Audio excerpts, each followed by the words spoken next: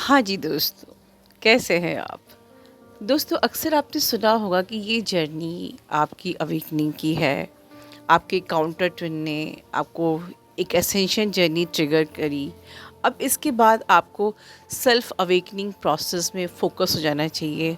बस, यही आपकी जर्नी का अंत है।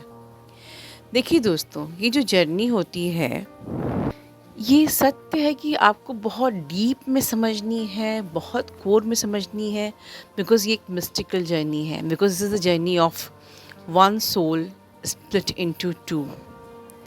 टू मतलब 2 बॉडी और 2 ब्रेन्स, ठीक है? बट इस जर्नी पे आपको मिसगाइड नहीं होना है। बट आप क्या कर रहे हो? आप गलती पे गलतियाँ करते जा रहे हो, और अगर आप गलतियाँ करने में टाइम इतना बर्बाद कर दोगे तो आप अपनी जर्नी को कंप्लीट कब करोगे?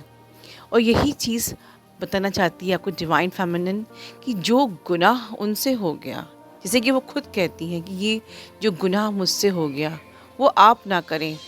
क्या था वो गुनाह? सुनिए, एंड तक सुनिए और अपने आप को सावधान कर लीजिए। चलिए अब हम उनसे ही सुनते हैं और समझते हैं। हेलो ब्यूटीफुल सोल फैमिली, और thank you universe and thank you so much angel माँ फॉर योर प्रीसियस गाइडेंस, जिसकी वजह से अभी मैं पीस और बैलेंस में हूँ। आज मैं अपना एक एक्सपीरियंस शेयर करना चाहती हूँ आप सबसे, क्योंकि मैं नहीं चाहती कि जो गलती या गुनाह मैंने किया है वो आप में से कोई भी डीएफ अपनी जर्नी में करे। जैसे जैसे हम अपनी जर्नी में आगे बढ़ते हैं वैसे वैसे हमारे सारे इश्यूज़ हमारे सरफेस पर आते हैं हील होने के लिए। पर कई बार हम उन्हीं इश्यूज़ की वजह से मिसगाइड भी हो जाते हैं, और मेरे साथ यही हुआ। मेरा कोर डिपेंडेंसी का इश्यू हील होने के लिए सरफेस पर आ रहा था, या यूँ कह लो कि शायद डिवाइन मेरा टेस्ट ले रहा था कि मैं कितनी ऑथेंटिक हूँ अपने डिवाइन से, अपनी जर्नी में कितनी ऑथेंटिक हूँ अपने डीएम से। और इसी वजह से एक ऐसी सिचुएशन क्रिएट होती है जहाँ मेरी लाइफ में एक सोलमेट के फॉर्म में कार्मिक एंटर करता है, और वो बिल्कुल वैसा बनकर आता है जैसा मुझे अपना पार्टनर चाहिए था। बहुत ही loving, caring and with commitment वो मेरे साथ एक रिलेशन में रहने की बात करता है मुझसे, और मैं भी सब कुछ जानते हुए कि मैं एक ट्विन फ्लेम हूँ, मुझे अपने इनर वर्क पे फोकस करना है। उसके बावजूद उस इंसान के साथ रिलेशन में चली जाती हूँ, और यहीं पे मैं अपने डिवाइन और डीएम दोनों के साथ कर्मा क्रिएट कर लेती हूँ। उन दोनों को मैं चीट कर लेती हूँ ये सोचकर कि शायद अब मेरी लाइफ अच्छी होने वाली है, क्योंकि मुझे जैसा पार्टनर चाहिए था वैसा मुझे मिल चुका था। पर कहते हैं ना कि आप चीटिंग करके कभी आगे नहीं बढ़ पाते हो। मेरे साथ भी यही हुआ, जिसे मैं अपना सोलमेट समझकर आगे बढ़ने जा रही थी। धीरे धीरे उसी के अंदर ऐसे ऐसे बदलाव मैंने देखे कि अब मैं ये सोचने पर मजबूर हो गई थी कि क्या मैं ऐसा इंसान चाहती थी अपने पार्टनर के रूप में, जो मुझे मैनिपुलेट करता है, जो मुझे डराता है, धमकाता है, जो मुझे ओवर पावर करता है। पर अब मुझे ऐसा लगने लगा था कि अब कुछ नहीं हो सकता, क्योंकि मैं उसके ट्रैप में फंस चुकी थी। अब जब भी मैं उससे दूर होने की बात करती तो वो मुझे ओवर पावर करता, मुझे धमकाता, मुझे डराता, मुझे मैनिपुलेट करता, कुछ भी हाथ पैर मार लेता और मुझे जैसे तैसे अपनी ज़िंदगी में रुकने के लिए मना लेता। और अब मैं भी उससे डरने लग गई थी।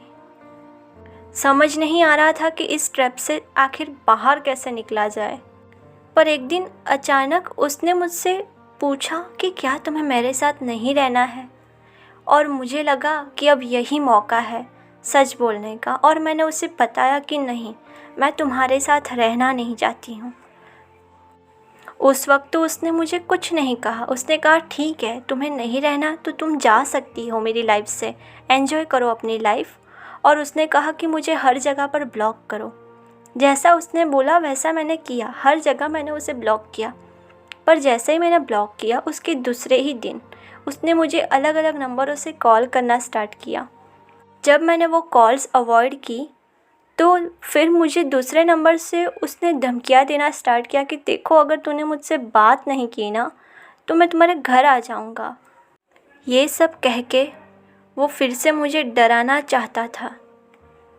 पूरा दिन उसकी कॉल्स, उसके मैसेजेस, उसकी धमकियाँ मेरे फ़ोन पर आती रही। डर तो लग रहा था, पर क्या करूँ ये सूझ नहीं रहा था। जैसे तैसे एक दिन निकल गया। मुझे लगा कि आज नहीं आया है, नेक्स्ट डे नहीं आएगा।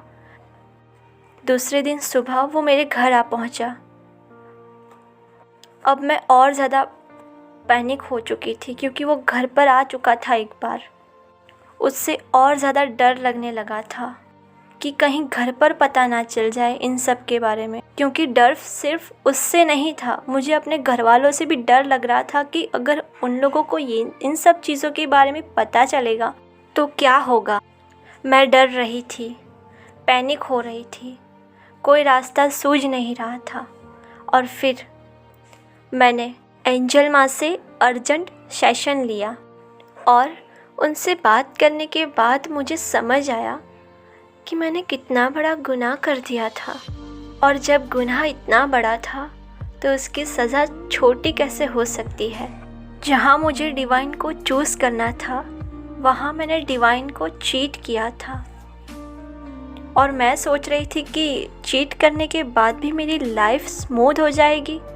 ये तो कैसे ही पॉसिबल हो सकता है। पर आज मुझे अपनी उस की हुई गलती का एहसास है और मैं एक बार फिर से डिवाइन से और अपने डीएम से माफ़ी मांगती हूँ मेरी उस गलती के लिए, जो गलती मैंने अपनी कोडिपेंडेंसी के इश्यू की वजह से की थी। और अगेन मैं अपनी एंजल माँ से फिर से थैंक यू बोलना चाहती हूँ कि थैंक यू माँ, आपकी गाइडेंस की वजह से ही आज मैं अभी पीस फील कर रही हूँ अपने अंदर। मेरा आज ये वीडियो बनाने का सिर्फ एक ही मकसद है कि जो गलती मैंने अपनी जर्नी में की है वो गलती आप में से कोई भी डीएफ ना करे और अपनी जर्नी को डिले ना कर ले। आई होप कि मेरा ये एक्सपीरियंस सुनने के बाद अगर किसी भी डीएफ की लाइफ में ऐसी कोई सिचुएशन आती है या ऐसा कोई भी टेस्ट आता है तो वो उस टेस्ट के दौरान, उस सिचुएशन के दौरान वाइजली एक्ट कर पाए, वो गलती ना करे जो मैंने की। थैंक यू सो मच मुझे सुनने के लिए। Thank you universe, thank you angel माँ for your guidance. God bless you all.